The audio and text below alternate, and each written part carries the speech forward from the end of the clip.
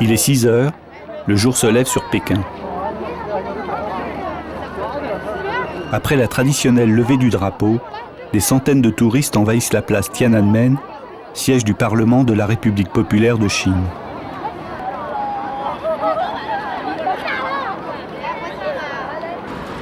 Sur l'immense avenue Chang'an, qui traverse la ville d'est en ouest, les premiers vélos surgissent du brouillard matinal. Tandis que les Pékinois rejoignent leur travail, le soleil se lève sur la cité interdite. Située au cœur de la capitale chinoise, la ville impériale a été le siège de plusieurs générations d'empereurs. Le dernier de ces souverains fut Puyi. Son abdication en 1912 marqua la fin du régime impérial et le début de l'ère républicaine. Aujourd'hui, la cité interdite ouvre ses portes aux visiteurs qui peuvent ainsi découvrir les vestiges de l'une des plus anciennes civilisations.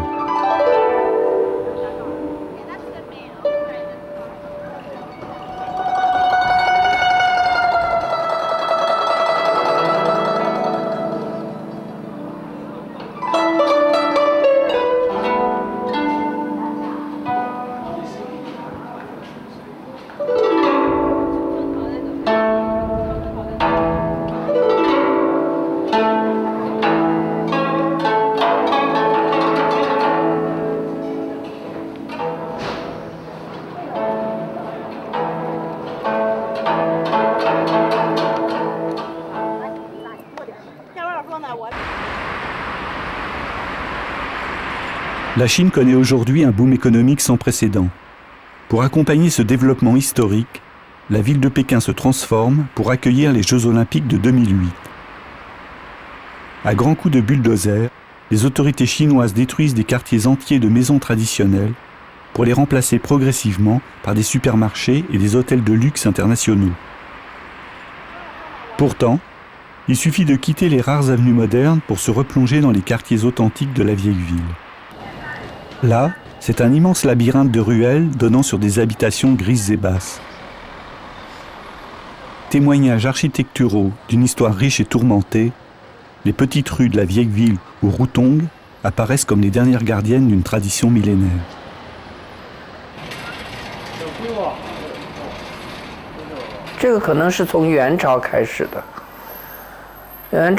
L'appellation de Rutong date probablement de la dynastie des Yuan. Dans la langue mongole, le mot Rutong désigne un puits d'eau. À l'époque où il n'y avait pas d'eau courante, on vivait près des puits. Là où il y avait un puits, il y avait des habitations.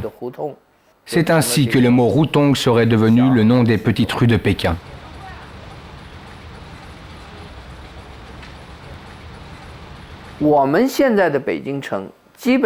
La ville de Pékin que l'on peut voir aujourd'hui est en principe l'héritage de l'époque des Qing. Et le Pékin des Qing vient directement de la dynastie Ming.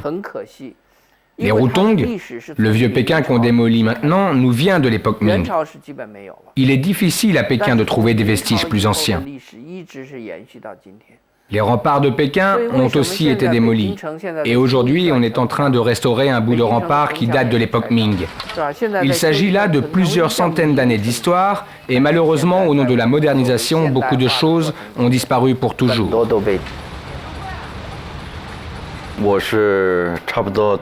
Cela fait à peu près une dizaine d'années que je me bats pour la protection de la culture des Rutong, du vieux Pékin.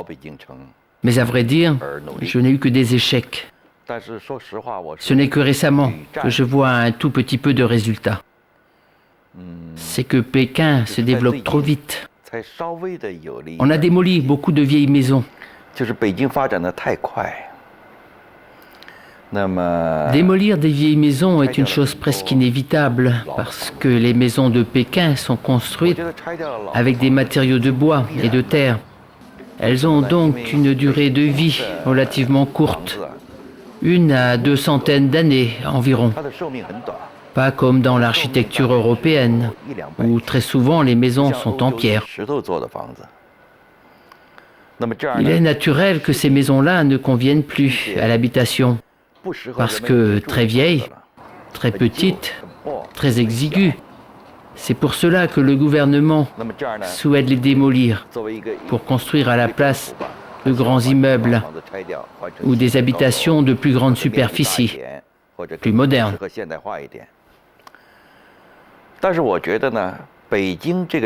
Mais considérée dans son ensemble, la ville de Pékin est seule et unique au monde. Elle a sa structure particulière et intelligente. Et elle possède une très longue histoire. Le Pékin, tel qu'on le voit aujourd'hui, a environ 800 ans. Il est construit sur un plan en forme d'échiquier, une structure parfaitement carrée, les quatre côtés orientés vers les quatre points cardinaux et traversés d'un axe central absolu du nord au sud. Tout autour, il y a de l'eau. À l'intérieur aussi, il y a de l'eau. De nombreux sirewan constituent des routongs. Et des routongs constituent des quartiers d'habitation très ordonnés. Mais au milieu de tout ça, la cité interdite, bien sûr. Cette structure est remarquable. Bien que les maisons ne soient pas de très bonne qualité et ne conviennent plus tellement à l'habitation de nos jours.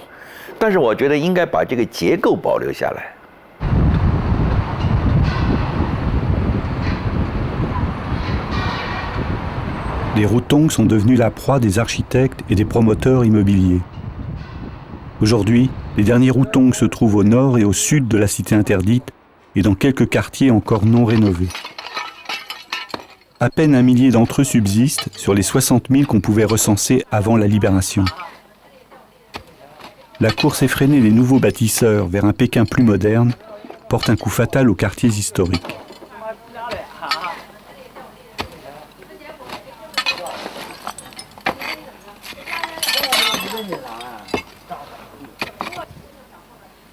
Quand les habitants découvrent le signe à détruire peint sur les murs de leur maison, ils savent qu'il leur reste 1 mois pour déménager.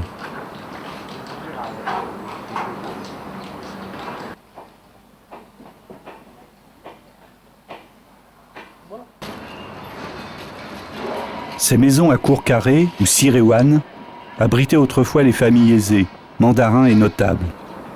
À l'époque, il y avait un foyer par maison. Aujourd'hui, elles accueillent plusieurs familles qui s'entassent dans des appartements exigus. Les Pékinois préfèrent encore cette solution précaire qui leur garantit un logement en centre-ville plutôt que de s'exiler dans un immeuble neuf en lointaine banlieue.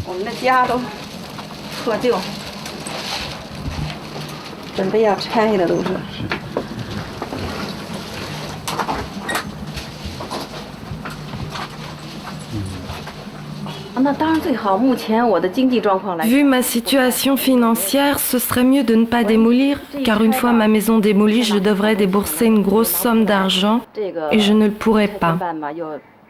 En plus, le bureau de la démolition et du relogement me complique la vie. Du coup, je dois aller me loger ailleurs et c'est encore de la dépense. Où vais-je trouver de l'argent ? Bien sûr, si on avait les moyens, pourquoi ne pas accepter que l'on nous améliore les conditions de vie ? Aujourd'hui, tout le monde habite dans des nouvelles maisons. Celles-ci, il était temps de les démolir, elles sont très vieilles. Mais vu que nous n'avons pas les moyens et que le bureau du district nous crée des difficultés, nous n'avons évidemment pas envie de quitter nos maisons parce que nous aurons trop de problèmes.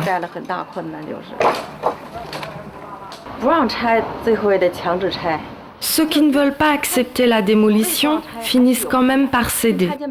Ceux qui ne veulent pas partir, c'est toujours parce qu'ils ont des difficultés. Si le bureau du district peut les résoudre, ils partiront quand même sans opposer de résistance. Comment dire ? Le bureau a certaines pratiques pour faire partir ceux qui résistent. Par exemple, ils démolissent les toilettes publiques. Du coup, beaucoup de personnes âgées sont allées se bagarrer avec le bureau. Il y a quand même encore environ 1 millier de foyers qui vivent ici. Et ils démolissent les toilettes publiques. Et en plus, ils les détruisent la nuit. Ils n'osent pas le faire en plein jour.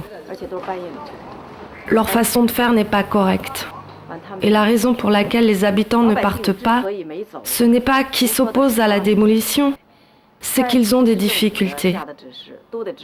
La démolition, c'est un ordre du gouvernement. Il faut obéir de toute manière, que l'on ait de l'argent ou pas. Mais à chaque fois, les négociations avec le bureau n'aboutissent à rien. C'est pour ça que les gens sont encore là. Ce n'est pas bien de traiter les gens comme ça.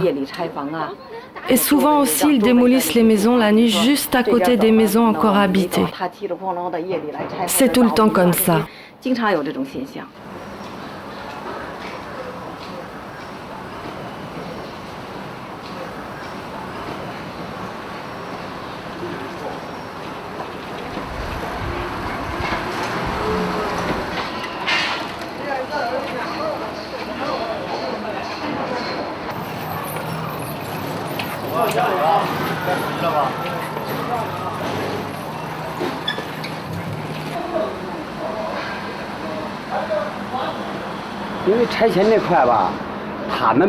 Les gens du bureau de la démolition me cherchent des problèmes. Ils ne prennent pas en considération ma situation. Ce qu'ils veulent, c'est que je prenne l'argent et que je débarrasse le plancher le plus vite possible. J'ai 2 enfants. Il faut au moins résoudre les problèmes de logement. Ici, cette maison, je l'ai achetée dans les années 80. Eux, ils m'ont dit qu'ils allaient commencer par s'occuper de moi. Je leur ai répondu que je les attendais. Jusqu'à maintenant, ils ne sont pas venus et j'attends toujours qu'ils s'occupent de moi. Il y aura les gens du tribunal et la police. Ils viendront avec les bulldozers. C'est possible aussi qu'ils disent ça pour me faire peur, mais j'en ai pas peur. Bien sûr, les travaux de démolition sont nécessaires. Globalement, c'est une bonne politique d'État. Mais ces gens qui s'en occupent font la chose comme s'il s'agissait d'un commerce. Eux, ils ont attendu longtemps. Maintenant que l'occasion se présente, ils veulent faire un maximum de bénéfices. Et ils se fichent complètement du peuple. Si vous n'êtes pas difficile, et s'ils réussissent à vous berner, ou à vous faire partir en vous faisant peur, alors ils auront gagné beaucoup d'argent sur votre dos. Mais en réalité, jusqu'ici, la politique de nos dirigeants n'était pas si mauvaise que ça pour le peuple.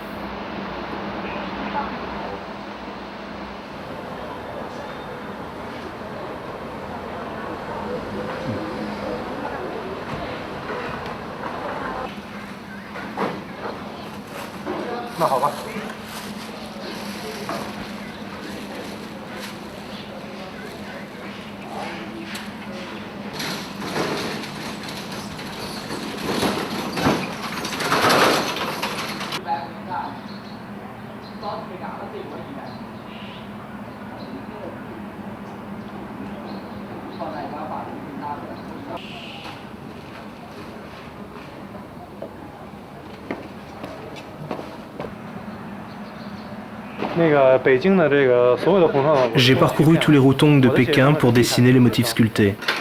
Ici, devant cette porte, j'y suis depuis 15 jours. J'ai dessiné trait par trait la sculpture dans sa totalité. Ces sculptures sur briques ont pour thème les objets anciens. Il en reste seulement une dizaine dans les Sirewan de Pékin.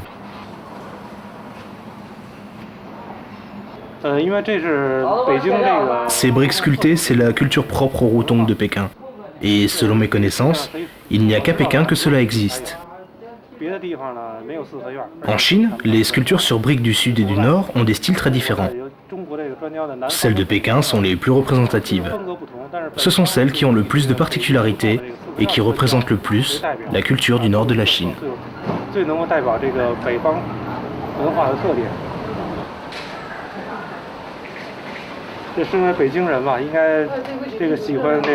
En tant que Pékinois, il faut aimer la culture de sa ville. Je me souviens, il y a quelque temps, j'ai entendu un écrivain très connu dire « Plus on est moderne, plus l'on vit avec son temps, et plus on aime les choses traditionnelles de son pays. »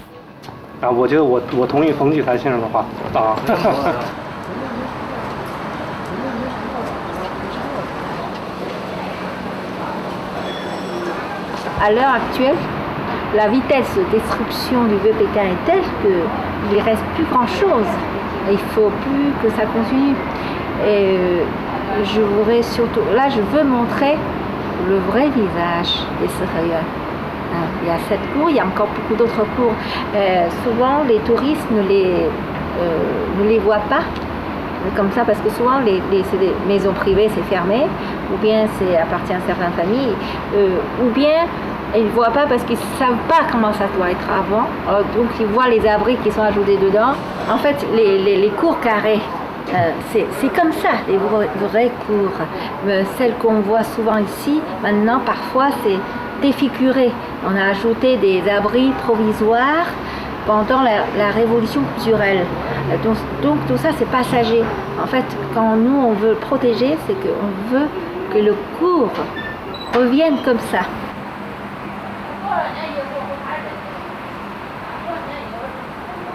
Le nouveau Pékin, c'est pas Pékin. Pékin, c'est ça. Pékin, c'est cette vie, vous voyez, on est dans une cour, comme ça, on n'entend presque rien. C'est calme. Et il y a toute une culture qui est enfermée dedans. En même temps, le crouton, c'est un tissu social qu'il ne faut pas casser. Et c'est la culture de Pékin et à l'intérieur, les gens, et aussi, par exemple, les gens qui sont en chômage. S'ils sont dans la vieille ville, ils peuvent toujours trouver une idée pour se faire de l'argent, à vendre quelque chose sur le trottoir ou tout ça. Mais quand ils sont partis à l'extérieur, c'est difficile. Il n'y a pas de clientèle qui passe, il n'y a pas de... je veux dire, pour la vie de tous les jours, ça devient beaucoup plus difficile.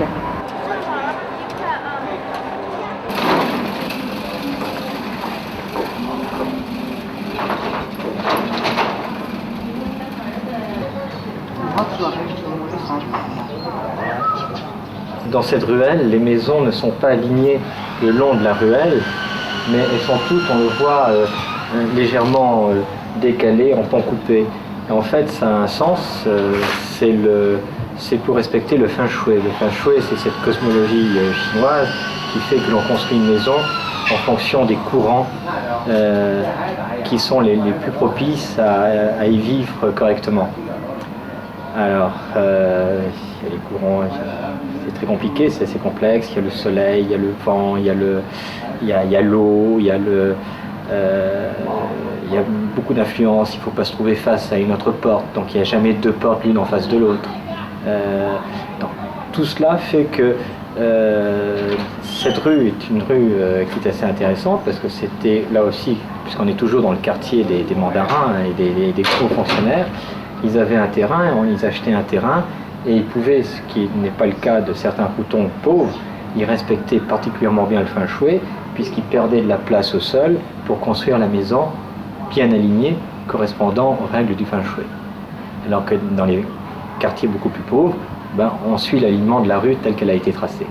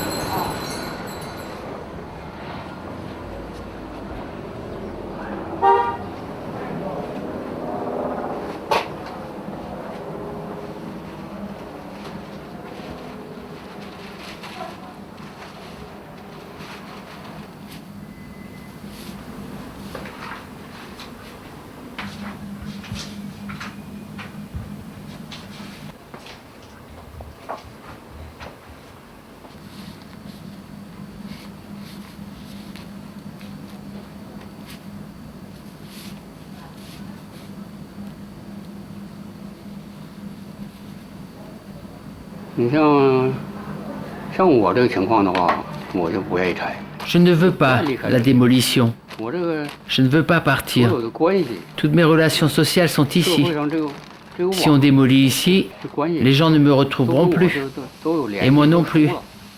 Je ne les retrouverai pas.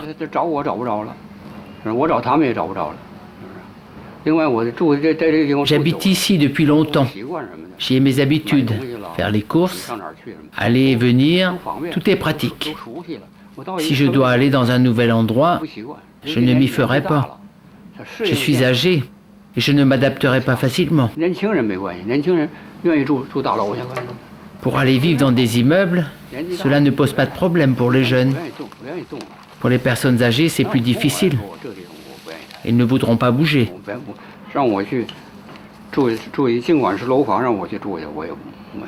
Même si on me donnait un logement dans un immeuble, je ne voudrais pas y vivre. Je préfère ma maison. Dans les immeubles, il y a trop de bruit. Ici, c'est calme. C'est très calme. C'est le principal, le calme, pour les personnes âgées. Les bruits dans les immeubles, je ne suis pas habitué.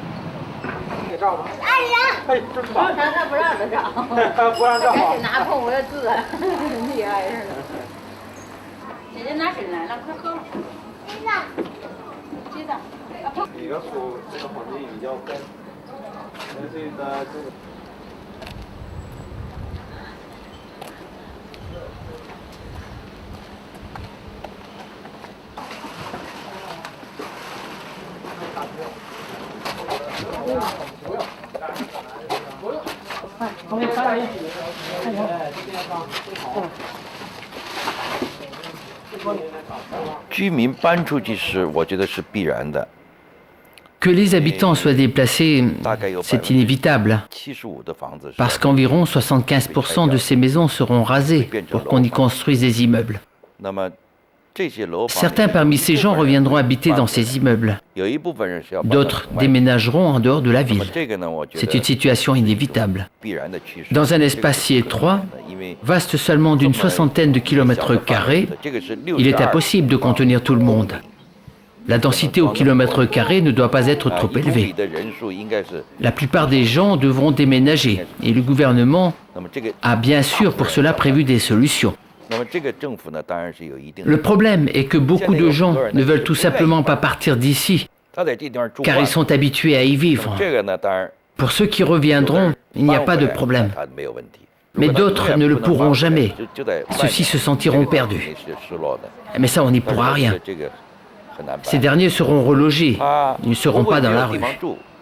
Mais ils ne pourront pas revenir. D'ailleurs, je ne pense pas que tous doivent revenir. Du point de vue de la protection des vestiges anciens, il faut déplacer beaucoup de monde pour que cet endroit soit préservé. Cet espace ne peut pas supporter une si grande densité de population.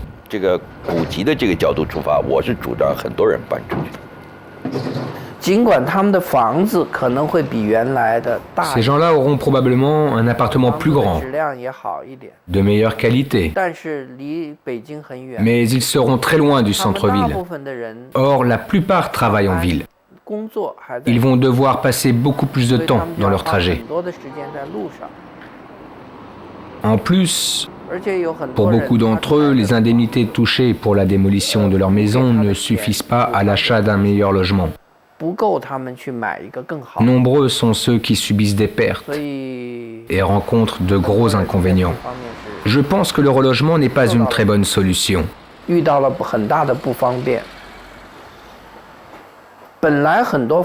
On aurait pu éviter de démolir une grande partie des maisons en y apportant des modifications, en modernisant leur intérieur, en y installant le chauffage et les toilettes.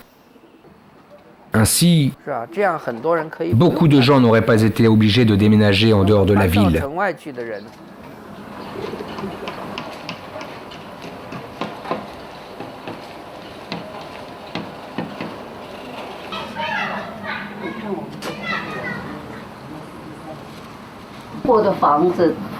Les maisons chinoises ont une structure typique en bois. Regardez la charpente. Cette charpente est prévue pour résister aux tremblements de terre. Il y a quelques années, c'était en 1976 je crois, il y a eu un tremblement de terre à Pékin. C'était très fort. Beaucoup de maisons se sont effondrées. Ici, on voyait la charpente bouger et on sentait toute la maison bouger. Mais elle a résisté. C'est très bien. Ça résiste bien. La Constitution m'accorde le droit à la propriété et à l'habitation. Donc, je ne veux pas qu'on démolisse ma maison. La dernière fois, les gens de la municipalité sont venus. Je leur ai demandé de quel service ils étaient. S'ils étaient du bureau de la démolition et du relogement, je ne les aurais pas reçus. Mais ils n'étaient là que pour prendre des mesures.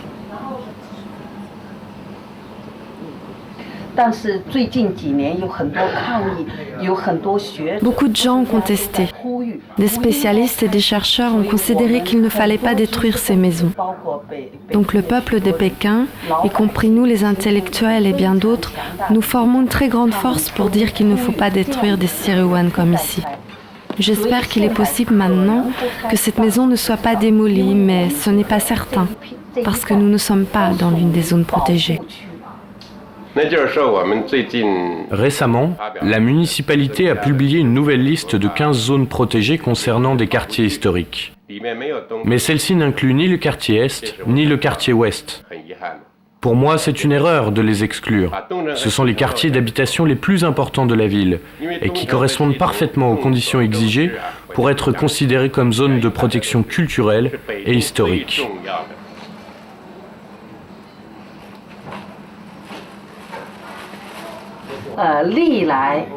Depuis toujours, y compris après la libération du pays, nos dirigeants et plus généralement les ministres ont tous habité dans une Siruan. Nous savons tous où se trouve leur maison. On sait qu'ici, par exemple, c'était la maison de Deng Xiaoping ou que là habite un tel autre. Et s'ils n'habitent pas dans leur logement de fonction, chaque général, chaque maréchal, y compris les ministres et des personnalités connues, tous ont toujours une très belle Siruan quelque part dans la ville.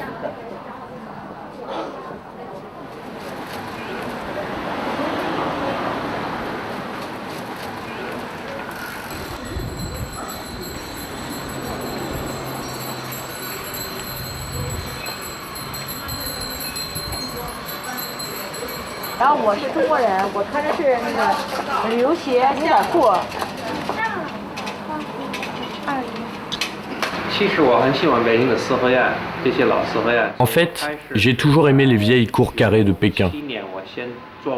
En 1997, j'ai installé mon bureau et mon domicile dans une cour carrée. J'y invitais souvent des amis à venir et ils ont trouvé l'endroit très bien. Puis, ils invitaient leurs amis et ceux-ci voulaient inviter d'autres amis. Donc, il y avait toujours du monde chez moi. Et après, je me suis dit que cela ne pouvait pas durer comme ça. On va carrément en faire un restaurant. Quelqu'un m'a dit qu'aux alentours, il y avait une famille qui vendait leur Sirewan. Je suis allé visiter et j'ai trouvé que cet endroit convenait très bien. Et je l'ai acheté. On a inauguré le restaurant et beaucoup d'amis sont venus pour manger tous les jours. Ils disaient qu'une Sirewan si sympathique, on n'a pas envie de partir après manger, on a envie d'y passer la nuit, ce serait très bien. Donc, vu que beaucoup de gens avaient cette idée, nous avons trouvé une autre Sirewan, on a ouvert un petit hôtel, c'est comme ça que les choses se sont passées.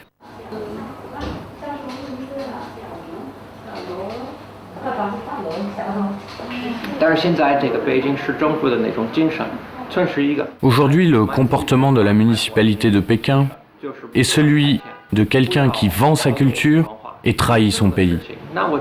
C'est-à-dire tout détruire, tout abandonner. Je trouve que cette attitude d'admiration pour la culture étrangère est vraiment désolante. Il est encore possible de sauver la situation, mais comme il y a beaucoup d'éléments corrompus qui interviennent dans l'histoire de la démolition, ces gens-là persistent dans cette voie. Tout le monde s'affaire à gagner de l'argent. En vérité, tout l'environnement de Pékin baigne dans le culte de l'argent. Je trouve cela très dommage. Les Chinois jettent leur culture pour s'abandonner à la folie de l'argent liée au pur capitalisme. Je trouve cela vraiment regrettable, parce que l'on détruit le résultat et l'effort de plusieurs générations.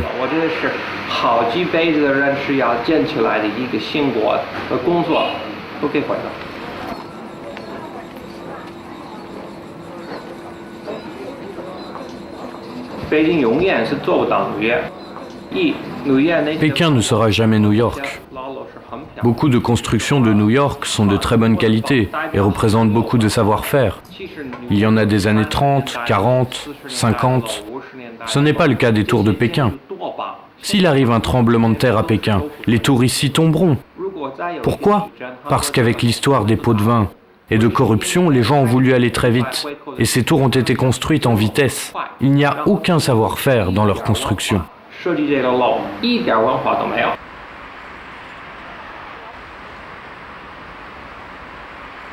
Toute la ville est devenue un immense chantier. Les ouvriers travaillent jour et nuit et les buildings poussent comme une forêt de bambou. Aucun contrôle n'est sérieusement exercé, ni sur la hauteur des tours, limitée à 20 étages dans le centre-ville, ni sur les zones démolies, qui sont le plus souvent d'anciennes zones protégées, et encore moins sur le devenir du patrimoine.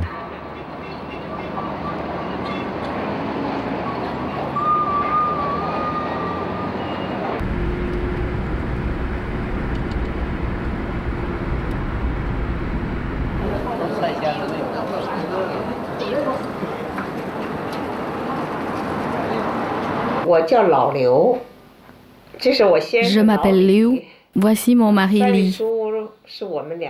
Cela fait 15 ans déjà que nous avons fondé la librairie Sanwei.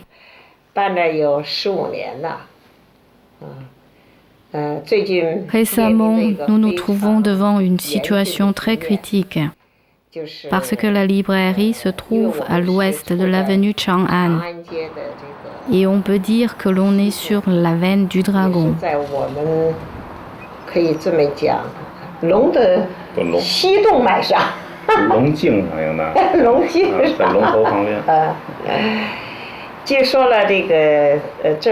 Selon ce que nous avons compris, le gouvernement veut faire de ce quartier celui des finances et nous risquons la démolition. Ce qui représente pour une librairie de particuliers une très grande menace.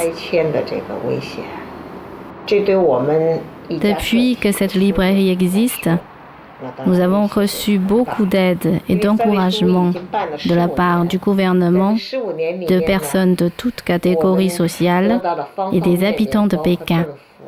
Et c'est grâce à cela que nous avons pu survivre.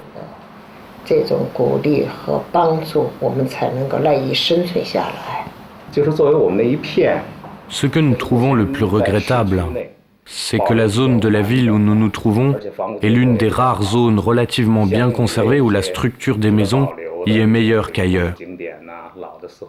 Il y a des vieilles maisons et des objets qui relèvent du patrimoine, qui méritent d'être conservés. C'est l'une des zones les mieux préservées et qui se trouve près de cette rue. Donc cette conception de développement de la ville ne correspond pas à l'idée de conservation d'une ville historique comme Pékin. Donc ce que nous voudrions, c'est bien sûr d'éviter la démolition, non seulement pour nous, mais aussi pour toute la zone. Ainsi, la librairie pourra continuer d'exister.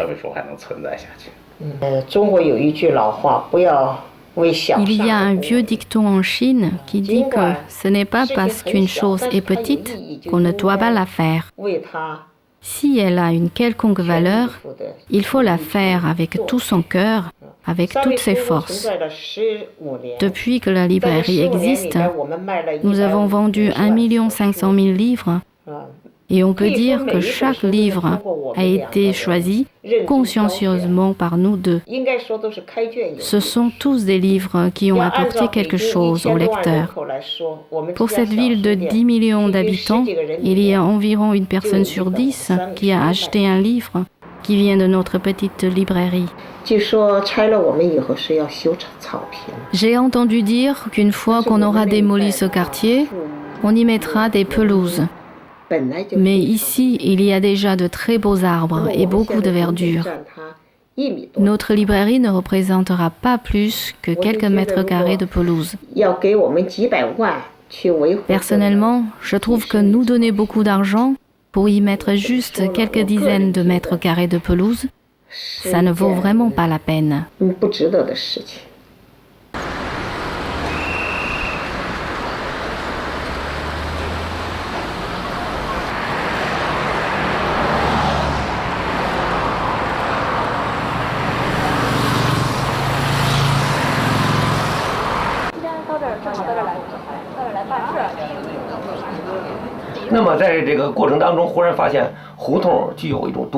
Pour mon travail, il me fallait rechercher des sujets. C'est pour ça que je suis allé dans les Routong et j'y ai pris des photos. En travaillant comme ça, j'ai pris soudainement conscience que les Routong ont une valeur culturelle particulière. Ils forment un tout avec l'histoire, le temps, les gens qui y habitent et les traces qu'ils ont laissées de génération en génération. C'est pour ça que je trouve qu'il y a quelque chose de très humain, une accumulation de l'histoire et un sentiment de la patine du temps. Tout ceci m'a subjugué et j'ai donc photographié les Routong. Entre 1984 et 1997, j'ai pris environ 4000 clichés.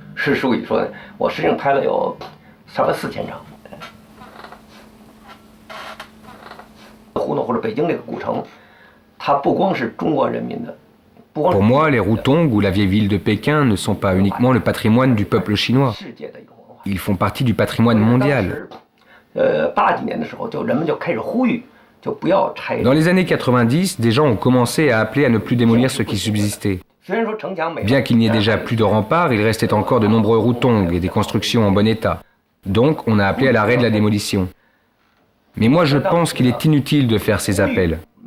Parce que dans le cadre d'un développement économique où il manque la notion de culture, ces appels sont voués à l'échec. C'est une chose inévitable. Et là-dedans, mon devoir est de conserver une trace de ce patrimoine.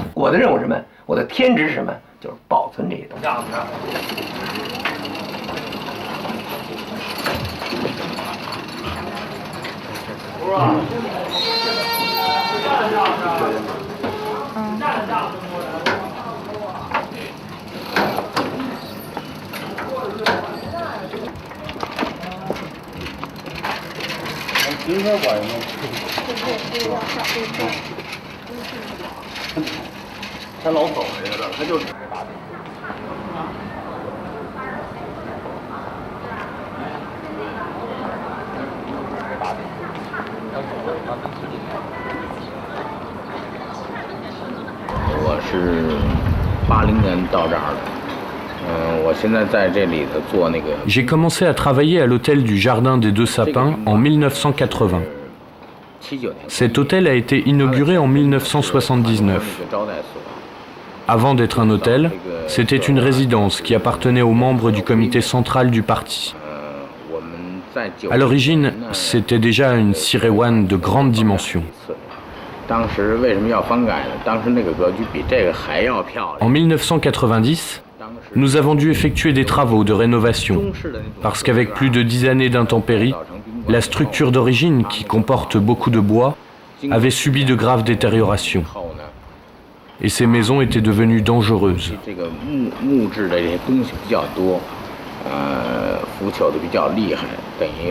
Après l'expertise des services de construction, ainsi que celui du district, ces maisons ont été classées vétustes et inhabitables. Alors, afin de conserver la structure d'origine et rendre cette maison aussi belle qu'avant, nous avons décidé d'entreprendre des travaux. Et nous avons rénové complètement l'hôtel.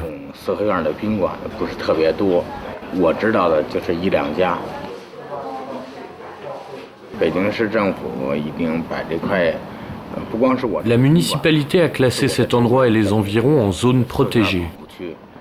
Donc l'hôtel sera bien conservé.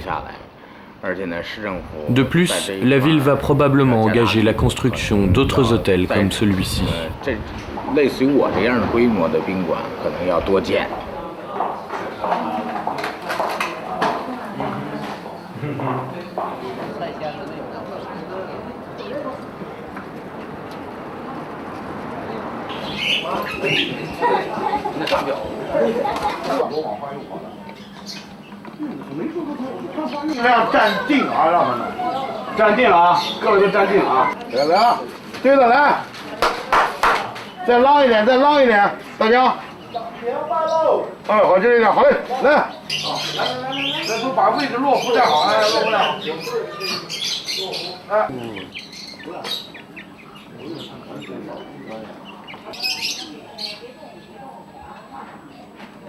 Il me semble que chaque petite Sirewan fonctionne comme une alvéole de poumon du corps de l'homme.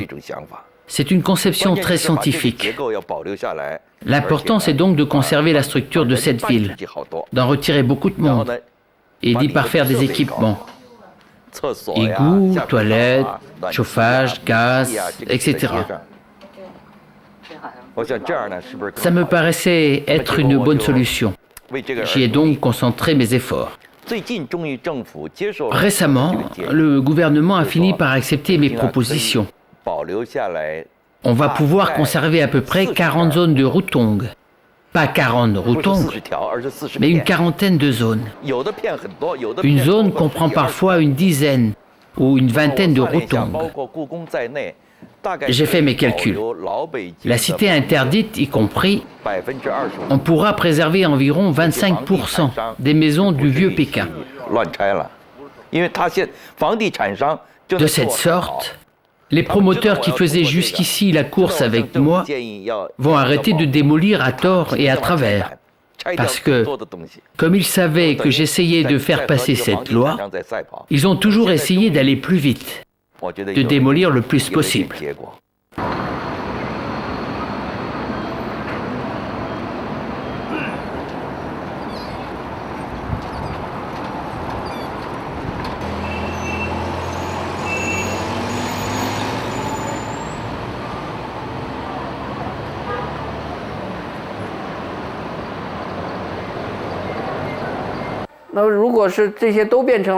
Si tout cédait la place au grand boulevard, autour, Pékin deviendrait une métropole internationale. Comme Hong Kong, comme Los Angeles, ou New York. Il n'y aura plus aucun intérêt à venir la voir. Elle aura perdu toute sa différence. Si tous les Chinois se faisaient teindre en blond, manger avec un couteau et une fourchette, que resterait-il de la Chine?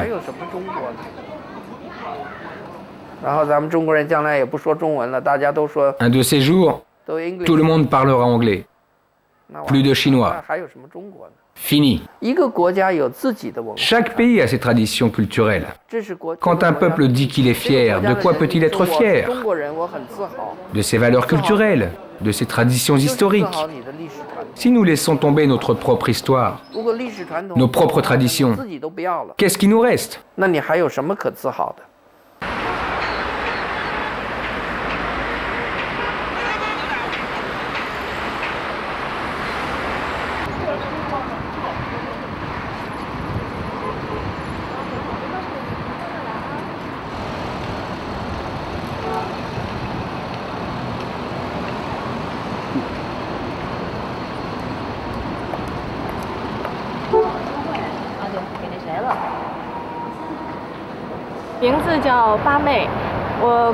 Je m'appelle Pa Mei.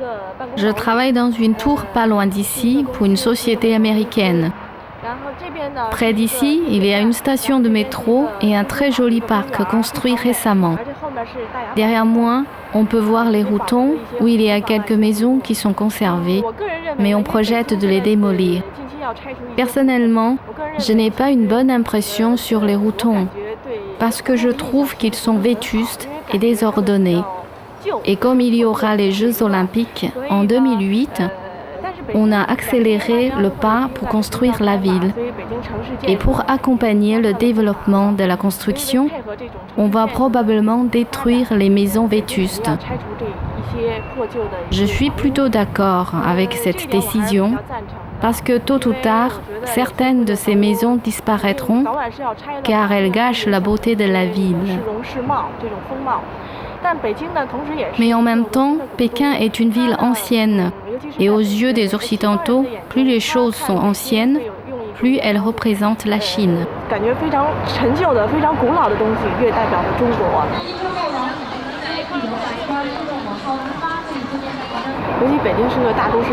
Je trouve que la ville se développe vers le modèle d'une grande métropole moderne.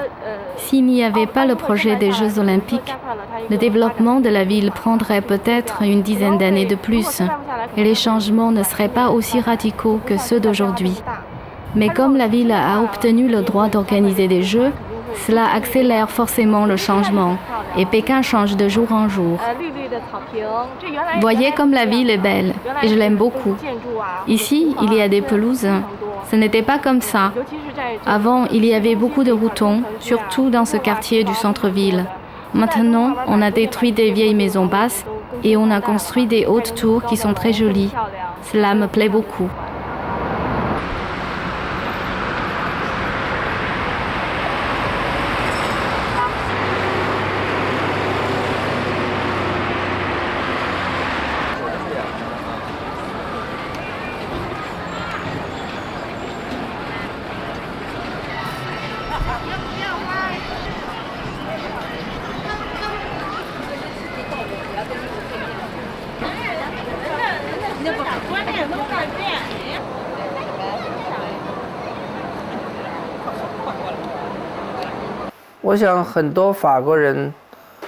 Je suppose que beaucoup de Français aiment aussi profondément leur vieille ville. Partout dans le monde, tous ceux qui sont fiers de leur culture ne peuvent qu'aimer leur vieille ville. Car les villes sont les dépositaires de l'héritage culturel.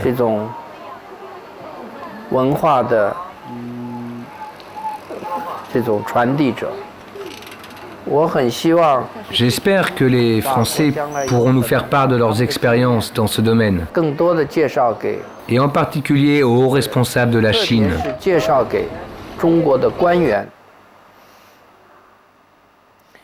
Ça leur serait bénéfique, car ce sont eux qui sont férus de construction de routes et de tours, et non pas les petites gens.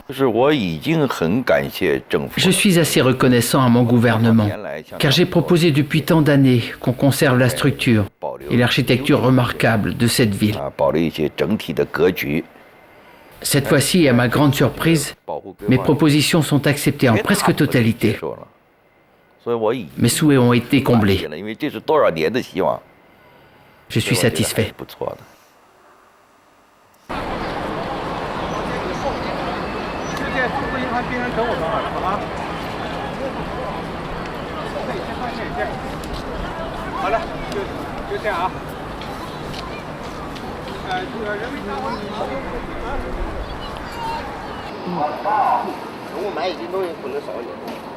Pékin sera demain une ville nouvelle. Les tours et les grandes avenues auront remplacé les maisons basses et leurs ruelles étroites. Avec plus de 10 millions d'habitants, Pékin ressemble déjà à une mégalopole énorme et fragile à la fois. Mais saura-t-elle préserver ses havres de quiétude, ces derniers vestiges d'un temps révolu? Rien n'est moins sûr, et le bras de fer engagé entre les défenseurs du vieux Pékin et les autorités semble bien inégal.